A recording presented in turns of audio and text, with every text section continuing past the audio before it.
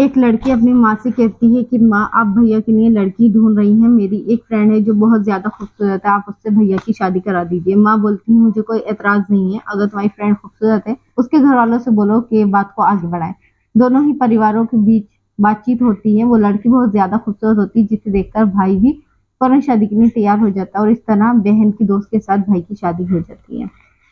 अब शादी वाले दिन कमरे में बहन की दोस्त यानी जो उसकी अब नंद बन चुकी है वो जाती है और मुस्कुराकर बोलती है, आज की रात तुम मेरे साथ गुजारोगी। पहले उन दोनों में कहासुनी होती है, उसके बाद उन लोगों के बीच ऐसा रिश्ता कायम हो जाता है जिसकी हम कल्पना भी नहीं कर सकते। कुछ देर के बाद जब भाई यानी दूल्हा कमरे में आता है तो वह अपनी बहन और अपनी पत्नी को आपत्तिजनक स्थिति में देखता है, जिसे देखकर उसके पैरों तले जमीन ही हिल जाती है और वो दंग रह जाता है। ये कहानी यहीं पर खत्म नहीं होती, आगे जाकर इसमें दो हत्याएं भी होती हैं और भी काफी सारी जिंदगियां तबाह और बर्बाद होती हैं। क्या था इस कहानी का असल सच, आगे जानते हैं इस वीडियो में। आदाब, नमस्कार, सत श्री अकाल। मैं हूं शबनम खान और आज फिर लेकर आई हूं आपके सामने जुर्म की एक और अनोखी दास्तान।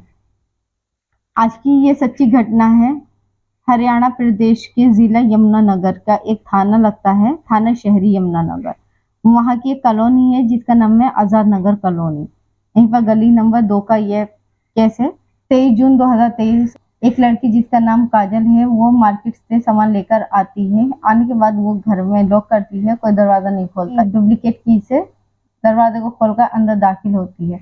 जब अंदर दाखिल होती है आवाज लगाती है भैया माँ, लेकिन किसी की आवाज नहीं आती। जब वो ड्राइंग रूम की तरफ जाती है तो भाई की लथपथ खून में सनी हुई लाश उसको जमीन पर पड़ी हुई दिखाई देती है। चीखती है, चिल्लाती है। इसके बाद वो कमरे की तरफ भागती है, लेकिन जब बेडरूम में दाखिल होती है तो वहां पर माँ की लाश मिलती है जो कि खून में लथपथ है, जिसे देखकर वो बहुत ज्यादा घबरा जाती है, परेशान हो जाती है। वो चीखें मारने लगती है। उसकी चीखों की आवाज सुनकर आस पड़ोस के सभी लोग घर में जमा हो जाते हैं और ये नजारा देखकर सभी दंग रह जाते हैं। 112 नंबर पर पुलिस को कॉल किया जाता है और इस वारदात की सूचना दी जाती है। मौका वारदात पर पुलिस भी पहुंच जाती है। पुलिस देखती है कि चारों तरफ सामान बिखरा हुआ है और ऐसा लग रहा है कि किसी ने चोरी की वारदात को अंजाम दिया हो। पुलिस लड़की से पूछती है, जबकि वो बताने की स्थिति में नहीं थी, बहुत ज्यादा बेतहाशा रो रही थी। फिर भी पुलिस बोलती है कि आपको धीरज बनाए रखना होगा और हमारे सवालों का जवाब देना होगा।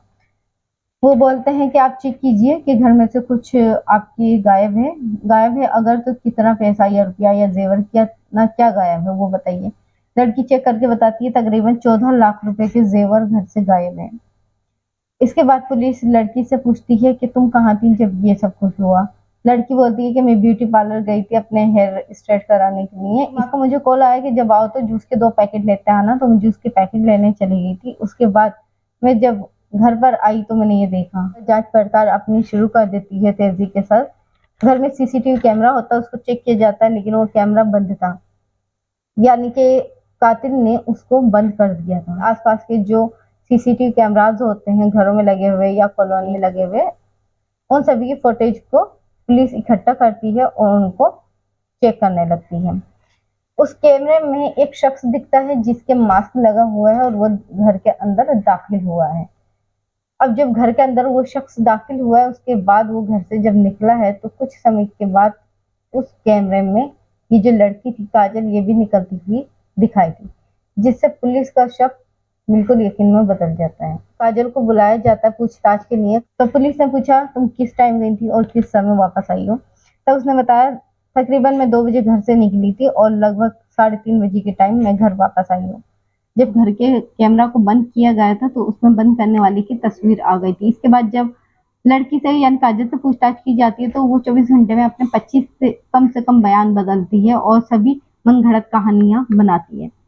इसके बाद क्योंकि पुलिस को एक क्लू ये भी मिला, क्योंकि काजल ने कहा था जब वो घर से निकली थी तो लगभग 2 बजे थे और वापस आई है तो 3:30 बजे थे, लेकिन जो पोस्टमार्टम रिपोर्ट आई उसमें पता चला जब उसकी माँ और भाई का कत्ल हुआ तो वो सुबह के 10 बजे थे, जिससे वो बयान और वो पोस्टमार्टम रिपोर्ट दोनों ही मिसमैच हो रहे थे। यहाँ पर शक काजल पर और भी ज्यादा हो जाता है।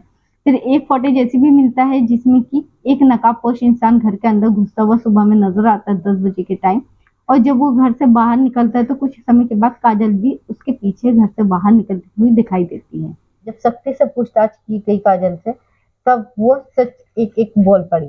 उसने बताया कि उसकी एक दोस्त थी जिससे वो समलैंगिक संबंध थे उसके, यानी नाजायज रिश्ते थे, रिलेशन में थी लड़की के साथ। क्योंकि जो काजल थी वो हमेशा लड़कों की तरह ही रहती थी, पैंट शर्ट पहनती थी, लड़कों वाली उसमें सारी अदाएं थी, यानी लड़कियों जैसा कुछ था नहीं, लड़कों से ही उसकी दोस्ती रहती थी। और लड़कियों के पास वो अगर जाती भी थी, उनसे बोलती भी थी, तो उस तरीके से जिस तरीके से एक लड़का एक लड़की को देखता है उस नजर से वो उनको देखती थी। तो अपने दोस्त के इसके आपस में संबंध थे। इसके बाद उन्होंने सोचा कि किस तरह से इस संबंध को और ज्यादा मजबूत बनाया जा सके, इसलिए अपने भाई की उसने शादी एक प्लानिंग के तहत अपनी दोस्त से करा दी। लेकिन ये शादी कराने के बाद सुहाग रात को भाई ने अपनी बहन और पत्नी को इस आपत्तिजनक हालत में देखा, तो उसने अपनी माँ को बताया और बोला कि मैं इस संबंध में नहीं रहना चाहता, इन दोनों के बीच नाजायज संबंध है। इसके बाद माँ ने सख्ती की और जो बहू थी वो कुछ ही दिनों में अपने मेके वापस चली गई। इसके बाद उन लोगों ने वो मोहल्ला छोड़ दिया, दूसरी जगह शिफ्ट हो गए। शिफ्ट होने के बाद भाई की एक और लड़की से शादी हो गई। उस लड़की पर भी बहन ने डोरे डालना शुरू कर दिए, उससे भी नजदीकियां बनाने लगी, जिसकी भनक भाई को पड़ गई। क्योंकि जब जब भाई घर पर नहीं होता था, जब जब वो साथ में रहा करती थी, उससे भी भाई बहुत ज्यादा दुखी हो गया माँ से। फिर से उनने सारी बातें बताई और माँ ने सख्ती जब की तो वो पत्नी भी उसके घर छोड़ कर चली गई। इस तरह से उनके घर में बहुत ही ज्यादा विवाद कलेश रहने लगा। माँ और भाई दोनों ही अपनी बहन के खिलाफ थे क्योंकि वो गलत कर रही थी, लेकिन यहाँ पर बहन भी माँ और भाई से बेइंतहा नफरत करने लगी थी। उसको लग रहा था कि ये मेरी खुशियों को छीन रहे हैं। बहन एक पास की ही मोबाइल की कंपनी में जॉब करने लगी, वहां काम करने लगी, लेकिन साथ ही साथ वो अपनी प्लानिंग भी बनाने लगी कि अपने भाई से, अपनी माँ से कैसे छुटकारा पाया जाए। उसके मन में ख्याल आता है कि मैं इनको रास्ते से ही हटा दूं, फिर मैं अपनी मर्जी से अपनी जिंदगी जी सकती हूँ। उसको किसी का साथ की जरूरत थी, तभी उसका मामा का लड़का होता है वो उसके पास जाती है हेल्प के लिए। काजल की नानी थी जिनका नाम था फूल कुमारी। फूल कुमारी ने काजल की माँ यानी कि मीना सैनी के नाम अपनी प्रॉपर्टी यानी कि अपना प्लॉट और अपना एक घर कर दिया था, क्योंकि उनके अपने बेटों के साथ ज्यादा नहीं बनती थी, इस वजह से, जिससे उनका एक बेटा यानी काजल का मामू डिप्रेशन में आ गया था और बहुत ज्यादा शराब पीने की वजह से उसकी मृत्यु हो गई। दूसरा मामा था, उसकी भी स्थिति कुछ ठीक नहीं थी। उनके दो लड़के थे, जिसका नाम एक का था कृष और दूसरे का नाम था ईशान। तो ये जो काजल होती है ईशान के पास जाती है और बोलती है तुम्हें एक कत्ल करना है। ईशान बोलता है किसका करना है, तो वो बोलती है तुम्हारी बुआ का और उनके बेटे का, यानी मेरी माँ और मेरे भाई का तुम्हें कत्ल करना है। ये तुम कत्ल करोगे तो तुम्हें तुम्हारे हिस्से की जो जमीन है, घर है, वो वापस मिल जाएगा, साथ ही 50,000 रुपए भी तुम्हें मिलेंगे। ईशान बोलता है बिल्कुल, मैं तो चाहता हूँ कि वो खत्म हो जाए, हमारे रास्ते का कांटा हट जाए, क्योंकि उन्होंने हमारी जिंदगी तबाह और बर्बाद कर रखी है। लेकिन मैं ये नहीं कर सकता, इसके लिए तुम कृष की मदद लो, बाकी मैं भी उसको समझाऊंगा। ईशान के कहने पर काजल दूसरा उसका जो भाई होता है कृष, उससे मिलती है, उससे सारी बातें करती है, जिसके लिए कृष फौरन ही तैयार हो जाता है, क्योंकि उन लोगों का भी मकसद यही था कि मीना सैनी रास्ते से हट जाए ताकि उनको उनका हिस्सा मिल सके। क्योंकि मीना सैनी भी उनको उनकी जो हिस्सा था जिसमें उनके माँ बाप का भी हक था उन्हें लौटाना बिल्कुल नहीं चाहती थी, क्योंकि उसको लगता था मेरी माँ ने मेरा नाम किया है तो ये मेरा है, इसमें अब मेरे भाइयों का कोई हक नहीं रहा। किरिश काजल के घर में दाखिल होता है। दाखिल होने के बाद वहां पर एक भारी सी वस्तु से माँ के सर पर पीछे से हमला करता है, जिससे माँ नीचे गिर जाती है, लेकिन वो मरती नहीं है। वो अपने बेटी को और अपने जो भतीजा है उसको सामने देखती हैं और वो गिड़गिड़ाती हैं, हाथ जोड़ती हैं। इनमें से किसी को रहम नहीं आता। गला घोट दिया जाता है, गला घोटने के बाद बेदर्दी से मार दिया जाता है। जिसकी चीखों की आवाज सुनकर राहुल भी भागकर आ जाता है। राहुल को भी जमीन पर फेंक दिया जाता है, भारी वस्तु से उस पर वार किया जाता है। बहन पैर पकड़ती है।